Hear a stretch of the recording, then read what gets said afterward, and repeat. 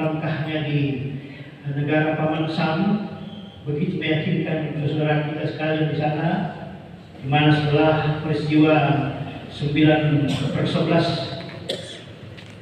beliau September beliau meyakinkan dunia bahwa Islam bukanlah Islam yang menakutkan, sehingga perasaan paranoid dan juga Islamofobia di kalangan non-Islam itu lambat laun berkurang. Alhamdulillah perjuangan beliau tidak kecil.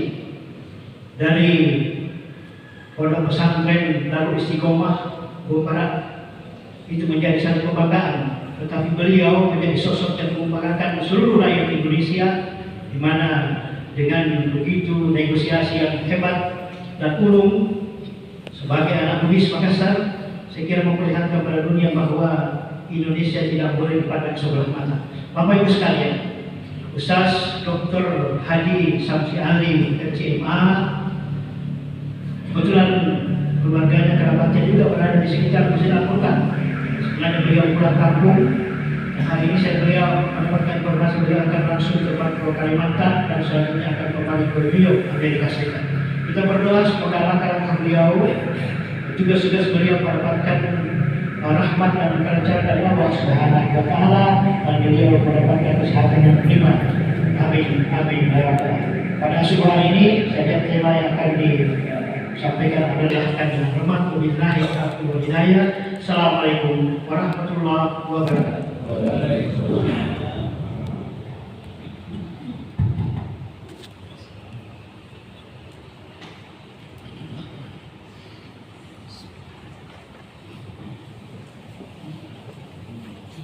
Bismillahirrahmanirrahim. Assalamualaikum warahmatullahi wabarakatuh. Innal hamdalillah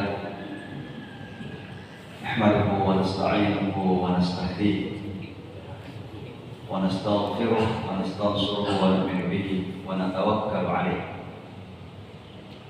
ونعوذ بالله من شرور أنفسنا وسيئات أعمالنا، من يهد الله فلا مضل له ومن يضلل فلا هادي له، وأشهد أن لا إله إلا الله وحده لا شريك له، وأشهد أن محمدا عبده ورسوله لا نبي بعده، صلى الله تعالى عليه وعلى آله وصحبه وكل من تبع هداه واستمسك بسنته إلى يوم الدين، وبعد. فقال عز وجل في كتابه الجليل: وإذ ابتلى إبراهيم ربه بكلمات فأتمهن قال إني جاعلك للناس إماما قال ومن ذريتي قال لا ينال عهد الظالمين. Hadirin dan hadirat sidang jemaah subuh yang Allah semuanya muliakan tanpa kecuali insyaallah.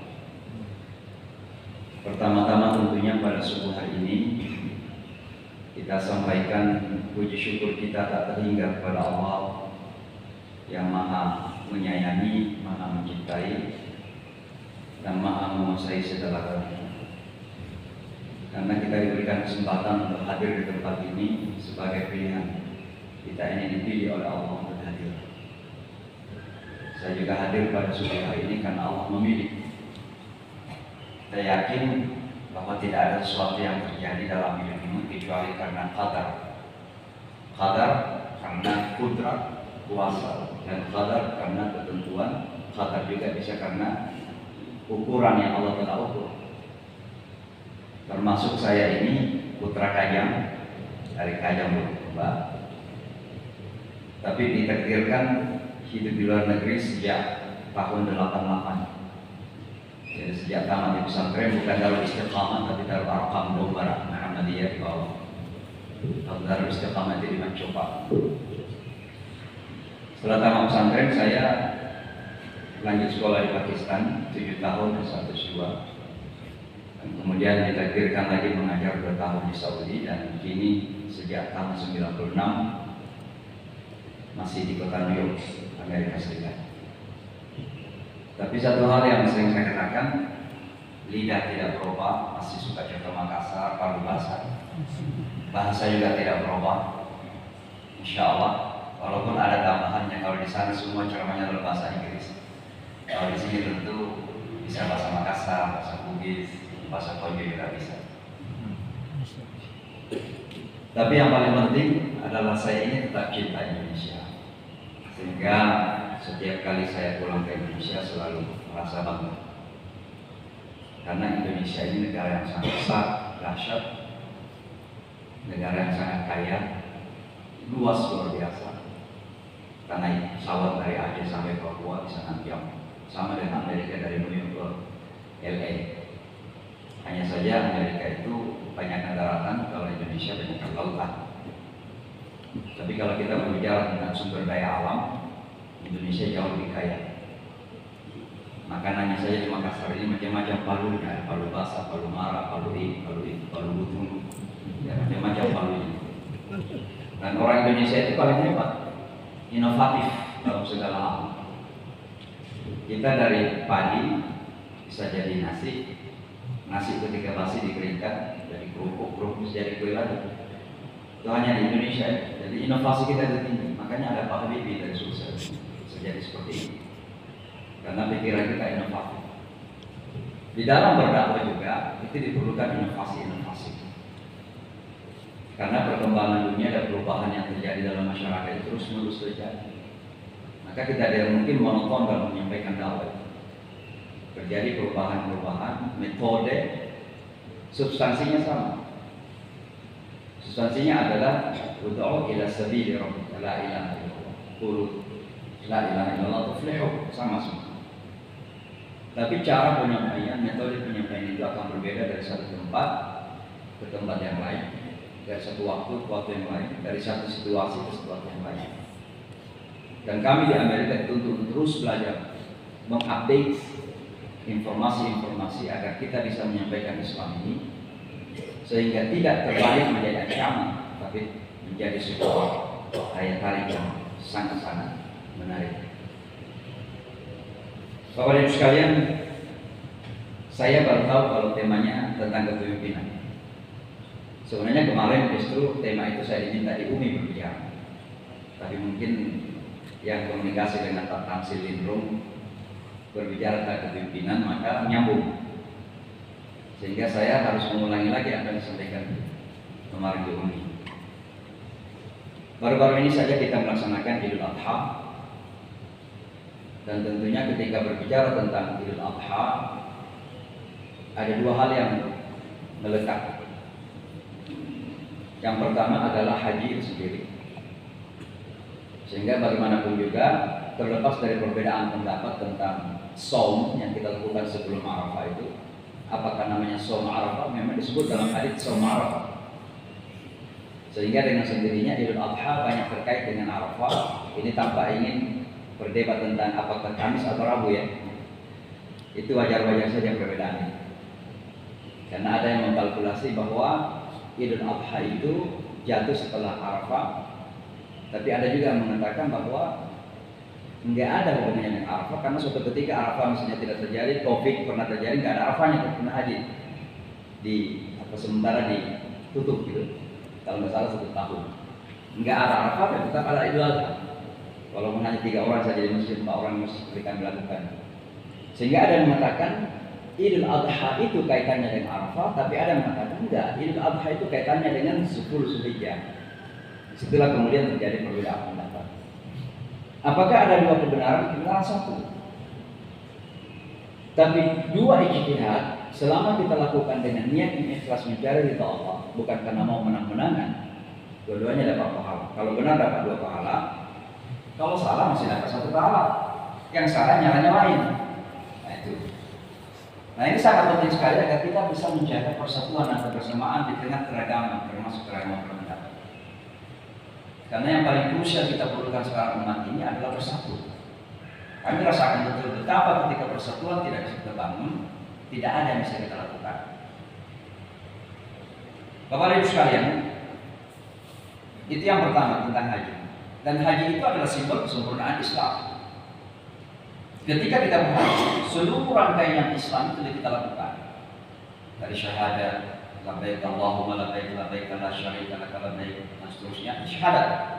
afirmasi, menguatkan kembali ketauhidan kita. Sampai kepada zakat, orang yang tidak mampu berzakat berarti nggak mampu haji. Jangan tidak berzakat dijual semuanya pergi berhaji. Itu salah kaprah. Allah kan mengatakan manis tata'ah. Jadi kalau tidak ada istita'ah jangan dipaksakan. Seolah-olah kita maksa Allah untuk menerima kita. Pada Allah Maha Kasih, Maha Sayang kepada kita, Maha Rahman kepada kita. Di haji itu ada puasa. Faman farada fihi al-hajj fala rafatha wala fusuqa wala jidal. Berdebat saja, berargumen saja tidak boleh ketika berhaji. Apalagi nyakitin orang, mau nyium hajar aswad ikut orang.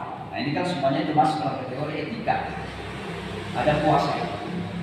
Apalagi sholat. Kita ini bertahun-tahun menghadap Ka'bah, kita berada di samping Ka'bah. Maka berhaji itu adalah kesimpulan dari seluruh rangkaian rukun Islam kita. Sehingga ketika kita berhaji, yang merupakan kewajiban sekali dalam seumur, sekali saja kewajibannya. Haji berkali-kali itu sunnah hukum. Ketika kita sudah berhaji, maka itu adalah komitmen untuk mengatakan, ya Allah, saya sudah siap menjadi muslim yang utuh, yang sempurna. Udkhulu fis-silmi kaffah. Dan saya sudah siap, ya Allah, la tamutunna insyaallah illa wa antum muslimun. Itu haji. Maka haji jangan sampai kemudian menjadi sebuah status sosial. Ada sontok putih di atas kepala kita, Pak Haji, Bu Haji, Bu Haja. Bukan. Itu adalah simbol kesempurnaan Islam kita. Maka di saat kita kembali dari haji dengan gelar haji mabrur, kita siap untuk menjadi muslim yang utuh. Muslim di masjid, muslim juga di pasar. Muslim di masjid, muslim juga di parlemen. Muslim di masjid, muslim juga di istana negara. Muslim di masjid, muslim juga di kantor-kantor. Itulah namanya haji mabrur.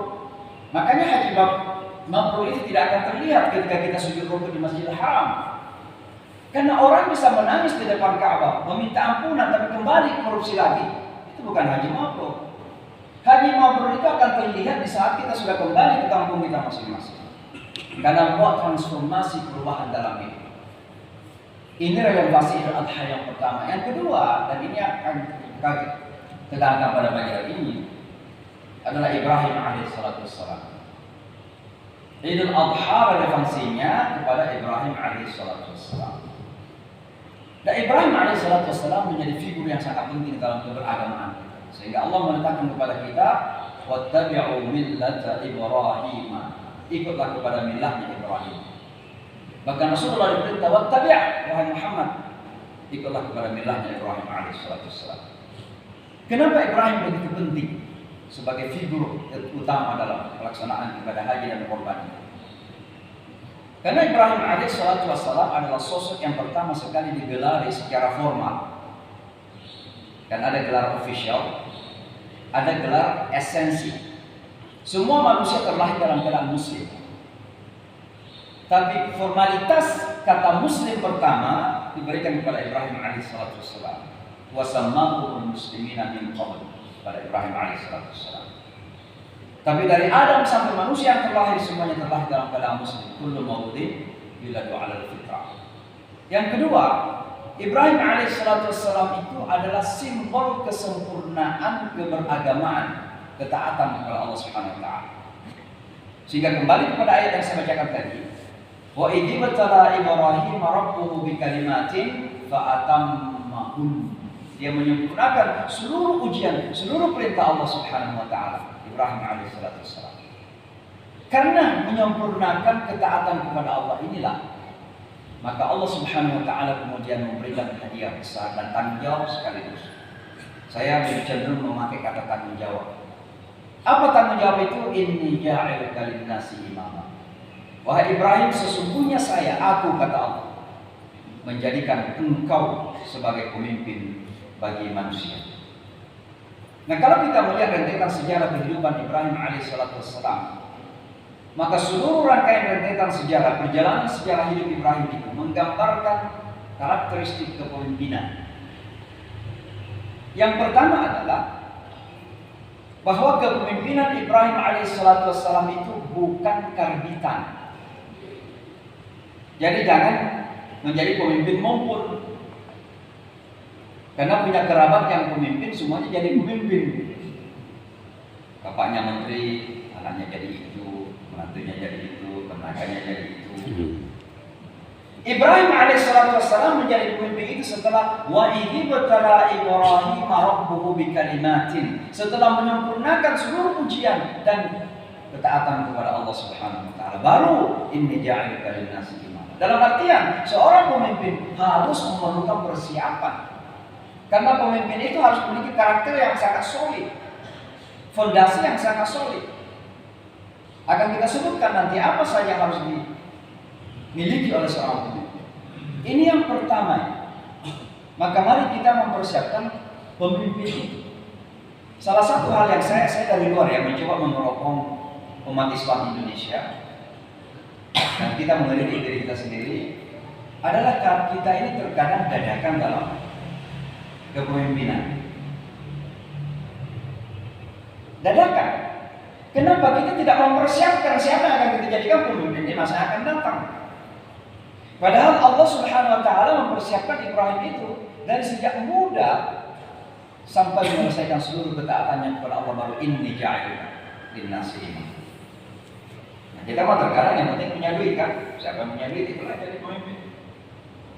Maka terkadang memang oligarki yang berkuasa dalam kepemimpinan itu. Ada oligarki ekonomi, ada oligarki politik. Di Amerika Serikat juga oligarki yang berjalan. Jangan disangka cuma di Indonesia saja. Di Amerika Serikat ada sekelompok orang kecil jumlahnya, saya nggak perlu sebutkan, tapi mereka memiliki dana, mereka mengontrol semuanya. Merah putihnya, hitam putihnya kebijakan Amerika, mereka mengontrol di belakang layar. Sehingga jangan terheran-heran kok Amerika itu kok, mohon maaf kalau agak kasar, kurang ajar betul kalau ke Timur Tengah, Palestina Israel.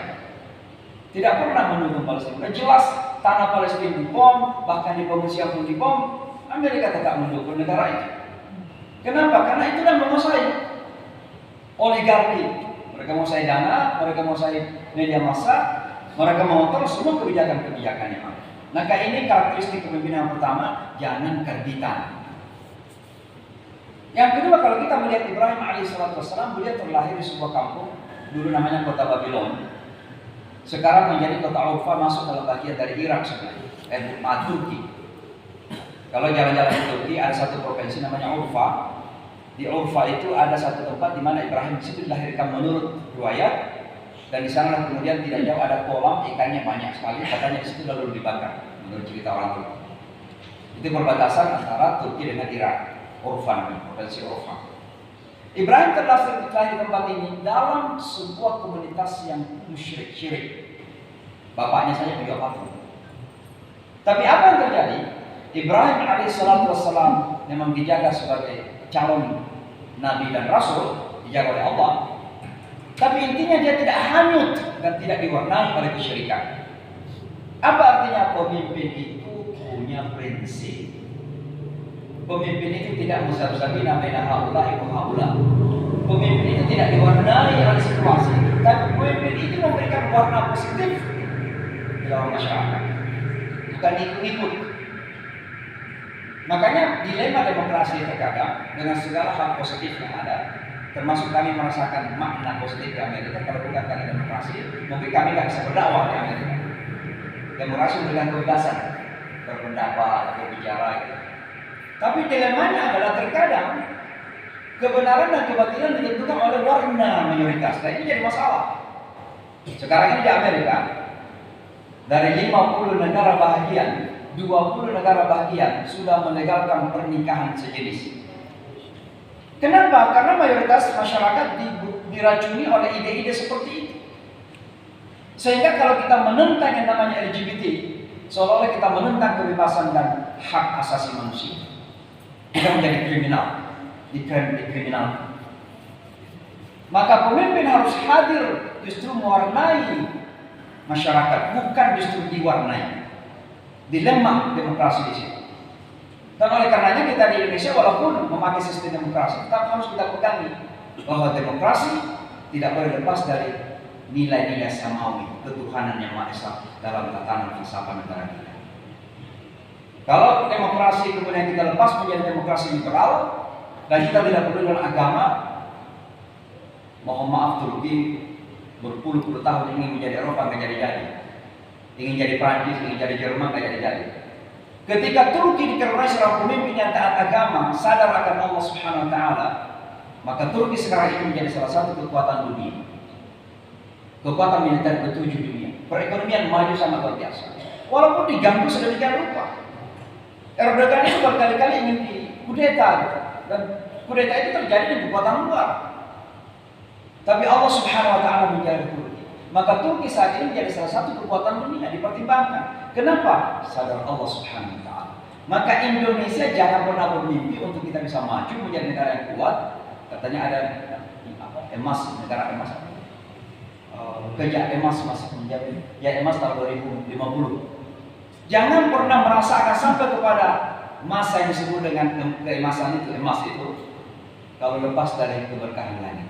Kenapa Allah mengatakan walau amana ahlul qura wattaqaw la fatahna 'alaihim barakatin minas sama' dulu. Kalau penduduk negeri ini beriman dan bertakwa, kami kata Allah akan membukakan keberkahan dari langit dulu, baru minal ardh, baru dari bumi. Maka orang beriman, orang Islam, dan Indonesia ini adalah bumi yang beriman dan Islam, tidak boleh melepaskan diri dari nilai-nilai sama. Poin saya di sini yang kedua adalah pemimpin harus punya prinsip, harus menghadirkan nilai, harus menghadirkan warna, harus menghadirkan pengaruh, bukan dipengaruhi, bukan diwarnai. Yang kedua.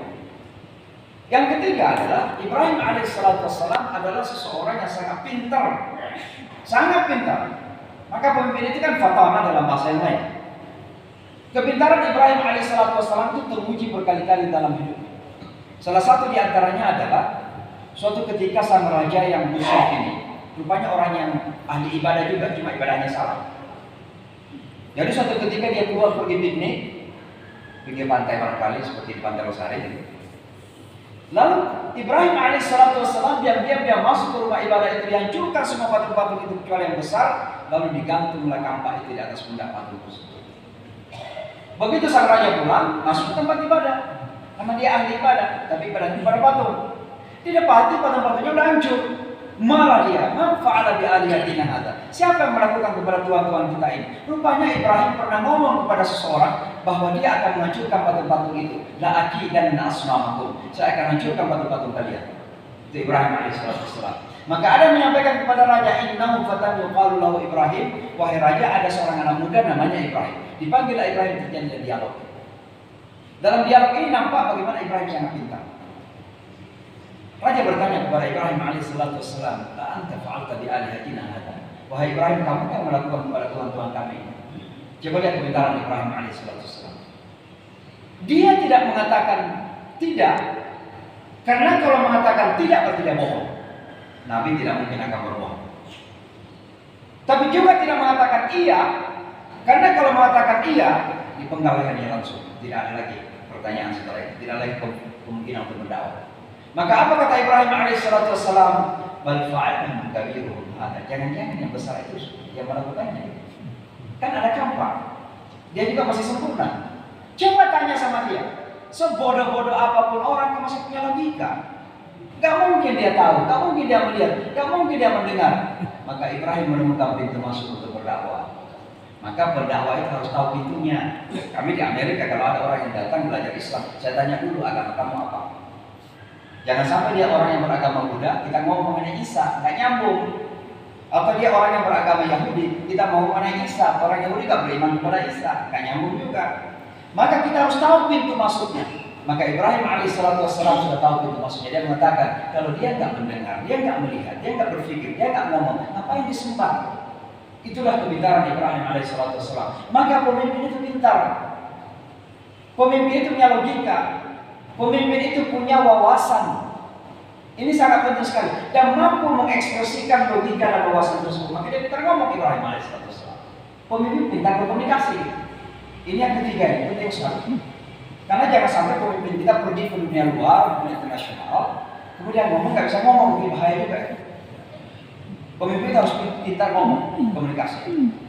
Itu yang ketiga. Yang keempat, saya tidak ingin panjang-lebar karena waktu mungkin sampai jam 6 saja. Saya sebentar jam 9 harus benar lagi. Ibrahim alaihissalam kemudian Seorang penguasa ketika sudah tertumbuk, merasa dikalahkan, maka dia akan memakai kekuasaan. Kalau perlu dihilangkan, maka raja pun mengatakan, "Habibu, bakar dia akan selamatkan Tuhan kalian." Sebuah logika yang bertolak belakang. Di satu sisi dia mengatakan bakar Ibrahim dan selamatkan. Kata selamatkan Tuhan itu kan dua kata yang bertolak belakang. Masa Tuhan perlu diselamatkan? Maka dibuat api yang sangat besar itu, sedemikian panasnya tidak ada yang bisa mendekat. Sampai-sampai Ibrahim alaihissalam diikat dan dimasukkan ke dalam katapel dan akan ditembakkan kepada api tersebut. Ketika Ibrahim di dalam katapel itu, maka berbaris malaikat dari langit menawarkan jasa. "Wahai Ibrahim, apakah perlu pertolongan kami?" Ibrahim alaihissalam dan kekuatan iman mengatakan, "Amma minka fala, dari Anda saya tidak perlu, tapi saya perlu pertolongan Allah Subhanahu wa taala." Keyakinan inilah yang kemudian menjadikan Allah mengatakan kepada api, "Ya naru kuni bardan wa salaman ala Ibrahim." Para ulama kita mengatakan kalau seandainya Allah berhenti ya naru kuni bardan, berhenti Allah itu, maka Ibrahim membeku dalam api, sakit dingin. Tapi Allah mengatakan wasalaman, dan berikan keselamatan, ketentraman, kenyamanan, keelokan kepada Ibrahim. Dia merasa aman dan nyaman dalam api itu. Sampai-sampai sebelum meninggal dunia ada yang bertanya kepada Ibrahim, "Wahai Ibrahim alaihissalam, kapan momen yang paling indah dalam hidup Anda?" Disangkanya ketika diberikan kabar gembira tentang Ismail. Ternyata bukan itu. Kata Ibrahim, "Ketika saya berada dalam api, itulah momen yang paling indah dalam hidup saya. Paling nyaman, paling enak, paling bahagia ketika dalam api." Coba perhatikan bagaimana Allah Subhanahu wa taala membolak-balik realita ini. Yang ingin saya sampaikan adalah pemimpin itu tidak gentar dengan apapun yang dihadapi.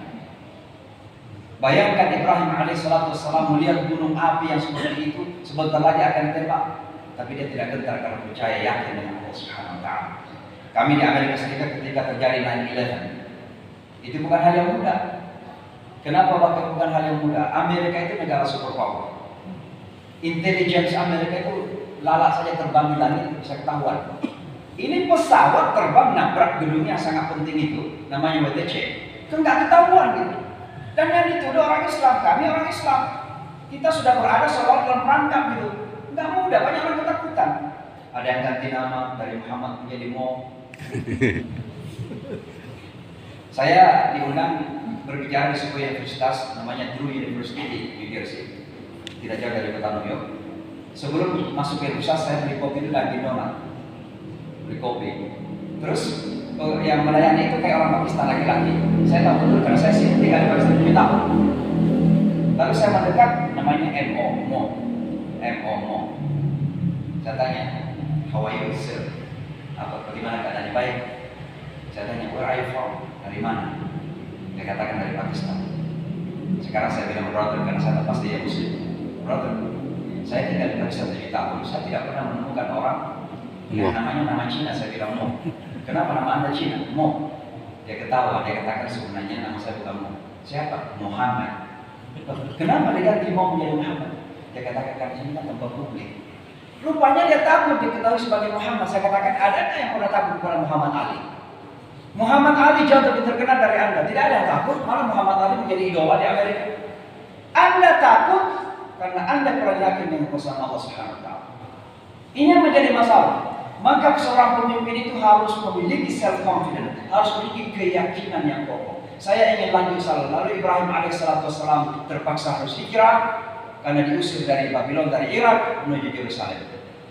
Kalau ke Yerusalem, bertahun-tahun tidak punya anak, sampai istrinya dan dia pun sudah mulai usul. Istrinya mengusulkan agar menikahi Hajar dan terjadi pernikahan itu, terlahir kemudian Ismail. Singkat cerita, diperintah diuji oleh Allah Subhanahu wa taala membawa anaknya ke sebuah tempat yang tidak ada sumber kehidupan, di wadin ghairi dzi zar'in 'inda baitikal muharram. Nah, singkat cerita, beberapa tahun kemudian tibalah ujian terbesar itu, bahwa Ibrahim alaihissalam diperintah untuk memotong anaknya. Saya tidak perlu menyebutkan cerita ini, poinnya saja adalah bahwa seorang pemimpin akan menjadi pemimpin yang sejati ketika bisa melalui rentetan ujian-ujian. Kenapa? Karena kepemimpinan dalam Islam tersimpulkan dengan 3 hal. Ini kesimpulan saya. Ada di surah As-Sajdah. Apa kata Allah? Wa ja'alna minhum a'immatan yahduna bi amrina lamma sabaru wa kanu bi ayatina yuqinun. Yang pertama adalah yahduna bi amrina, bahwa seorang pemimpin memiliki kapasitas faham akan berbagai permasalahan dan bisa mendapatkan solusi dari permasalahan-permasalahan yang ada. Itu namanya yahduna bi amrina. Yang kedua, lamma sabaru, memiliki karakter yang kokoh, memiliki kesabaran, sabar dengan ujian-ujian sehingga tidak perlu ditangkap oleh KPK, kira-kira begitu. Karena sabar. Kalau kita ini mendapat tantangan sabar itu wajar. Tapi kalau diletakkan di hadapan kita triliunan dolar atau triliunan rupiah, sabar enggak?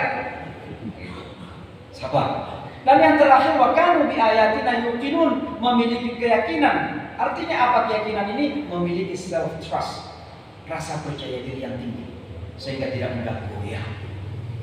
Ini kan ada pemimpin begini. Kalau Amerika lagi puasa, kiblatnya Amerika. Kalau Cina lagi naik, kiblatnya ke Cina. Nah ini kan pemimpin yang musab-sabina, baina haula wa haula. Kenapa? Tidak memiliki self confidence. Maka seorang pemimpin itu harus pada dirinya sendiri. Yakini dengan komitmen kebenaran yang kita miliki dan jangan terbawa arus dengan siapapun. Itulah seorang pemimpin. Nah, Bapak dan Ibu sekalian, tentu Indonesia memasuki musim politik ini, silahkan berpikir kira-kira calon mana. Saya tidak ada nama yang saya ingin sebutkan. Karena pertama ini masjid, dan saya kira di masjid kita tidak perlu menyebutkan nama, hanya menyebutkan karakteristik saja, kriteria-kriteria saja. Di Amerika juga begitu. Kami mendorong umat Islam untuk ikut berpartisipasi politik. Kenapa? Ketika Donald Trump menjadi presiden, kami merasakan betul susahnya ketika mendapatkan seorang presiden yang ugal-ugalan, yang terkadang ngomong dulu berpikir. Donald Trump. Alhamdulillah, pemilih terbesar yang lalu di Amerika ini adalah umat Islam. 90% yang berhak memilih di Amerika Serikat. Akhirnya Donald Trump diganti sama Joe Biden sekarang. Kita merasa lebih letah. Kenapa? Karena kita ikut menentukan itu. Maka sekali lagi umat Islam harus berpartisipasi, tapi harus tahu apa karakteristik kepemimpinan dalam agama Islam. Mudah-mudahan Allah Subhanahu wa taala memudahkan kita semua. Mudah-mudahan Allah Subhanahu wa taala menguatkan kita semua, memberikan bimbingan terus-menerus sehingga insyaallah kita ingin melihat Indonesia ini menjadi negara yang insyaallah besar di tengah negara-negara besar yang lain. Sekali lagi Indonesia ini luar biasa Bapak dan Ibu sekalian. Dahsyat. Kekayaannya luar biasa. Dari bawah bumi sampai kepada di atas ini semua ada di Indonesia. Dan kita pintar-pintar. Ini bukan kesombongan, keakuan, realita. Jangan karena kita kecil-kecil, lalu kita ini mungkin kalau ada yang kemarin diumumkan akan ada imam dari Amerika, New York gitu. Mungkin impiannya orang tinggi besar, mata biru, rambut pirang, bule kira-kira gitu. Karena kita selalu berimajinasi kalau bule sudah pasti hebat. Padahal mohon maaf aja kita orang bule goblok-goblok. Bahkan itu Donald Trump mengikuti rata-rata orang kampung yang tidak pernah terbuka. Mereka menjadi fanatis sekali. Donald Trump sudah tersangka karena melarikan dokumen penting negara ke rumahnya ke Florida, tapi pengikutnya masih fanatik gitu. Karena itu masih bagian dari kegoblokan kali itu. Maka orang Indonesia ini pintar-pintar. Siapa tidak tahu Pak Habibie?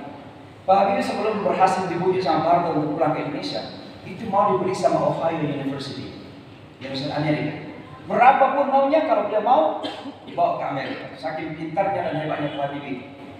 Tapi karena beliau masih cinta Indonesia, dibujuk oleh Pak Harto untuk kembali, akhirnya menjadi anak emasnya Pak Harto. Itulah Pak Habibie. Maka kita ini semuanya otak-otak bijak. Yang diperlukan sekarang bagi kita adalah self-confidence. Wa kanu bi ayatina yuqinun. Jangan selalu merasa bahwa kita tidak mampu. Dan itulah yang kami lakukan di Amerika. Saat ini kami mendirikan pondok pesantren. Tanahnya alhamdulillah 10,5 hektar. Berada di daerah Connecticut, sekitar 2 jam dari kota New York, antara Boston dan kota New York. Sudah mulai dipakai. Pembina kita, kiai kita memang dari Mencoba, dari Darul Istiqamah, anaknya Ustaz Arif, namanya Ustaz Tahir Arif. Kami mendirikan, karena kami nggak bisa tinggal, kami harus keliling, maka saya minta beliau menjadi Ustaz dan kiai kita di sana.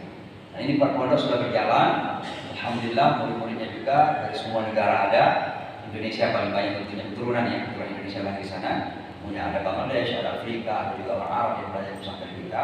Nah, di musim panas ini bahkan yang bukan santri pun kita jadikan santri, karena anak-anak kita lahir di sana nggak belajar Islam di sekolah-sekolah. Maka di musim panas mereka libur 2 bulan kita santrikan di pesantren. Doakan terus, mudah-mudahan pesantren ini insya Allah bisa jaya untuk bisa menunjukkan bahwa Indonesia sebagai negara muslim terbesar bukan saja jumlahnya, tapi bisa melakukan sesuatu yang cukup signifikan dan besar. Dan pesantren itu sesuatu yang besar yang kita lakukan. Saya kira demikian. Adalah Allah Subhanahu wa ta'ala. Assalamualaikum warahmatullahi wabarakatuh. Waalaikumsalam.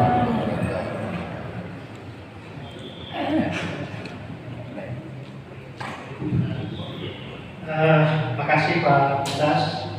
Sebelum meninggalkan masjid, kami menyampaikan satu doa, semoga apa yang didakwahkan di seluruh, bukan seluruh pelosok tanah air, tapi beberapa kota besar di Indonesia mendapatkan ridho dari Allah Subhanahu wa Ta'ala, dan dimudahkan langkah-langkah beliau.